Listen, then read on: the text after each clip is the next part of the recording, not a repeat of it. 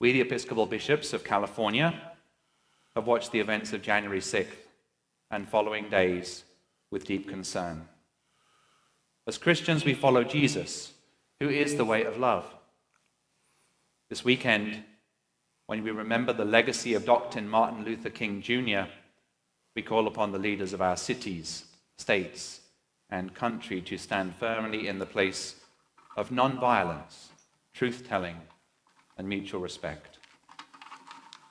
To lead from the place of non-violence is not passive acceptance of wrongdoing.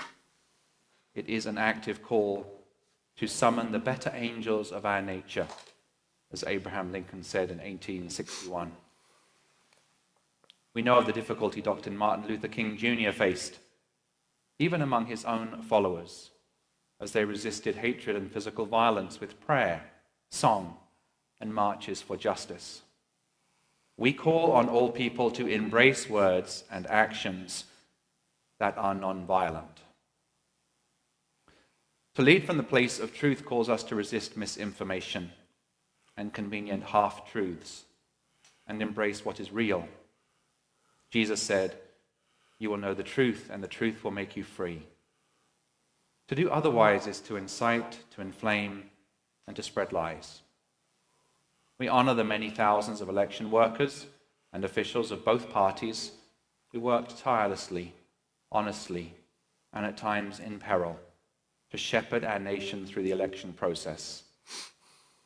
We call on all people to search for truth. To lead from the place of mutual respect is to stand against racism in any form. We cannot, any of us, ignore the role that our nation's sad history with race has played with events in our country.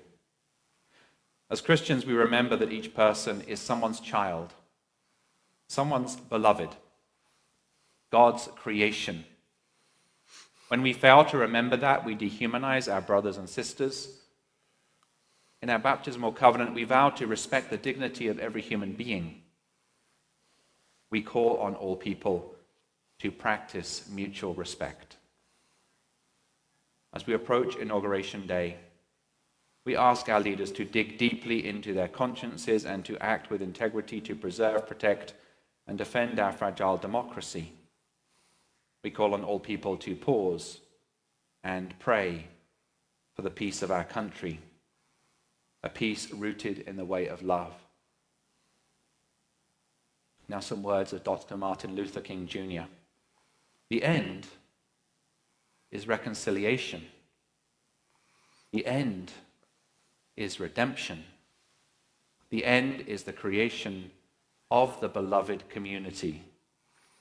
It is this type of spirit and this type of love that can transform opponents into friends in hope and prayer for peace and grace.